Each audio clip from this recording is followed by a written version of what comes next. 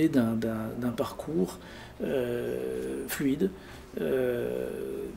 limpide aussi, limpide dans le sens où il va accéder à la lumière naturelle le plus vite possible, et limpide dans le sens aussi où il n'a pas d'hésitation sur le trajet à emprunter. Et en même temps, il est dans un espace qui est théâtralisé.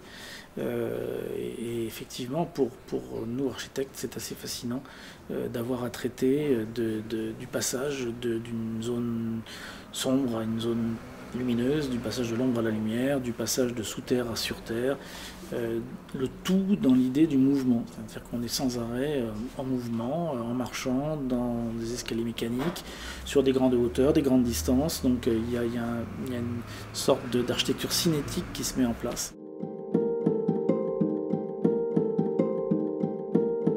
Le matériau que nous avons choisi pour conduire cette idée, c'est le verre.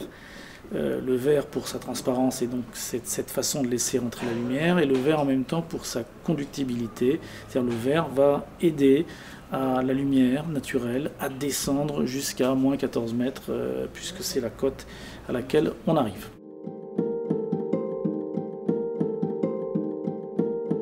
La gare va jouer le rôle d'amorcer une nouvelle urbanité, un nouveau quartier. La gare, elle est traversante également. On a souhaité qu'elle soit non seulement une proue vers la place Léon Blum, mais qu'elle soit traversée de part en part pour aller de l'avenue de Verdun à l'avenue Aristide Briand. La gare peut être aussi un court-circuit dans la ville, c'est pas forcément le lieu où on va prendre le métro ou le train, mais ça peut être aussi un lieu de passage.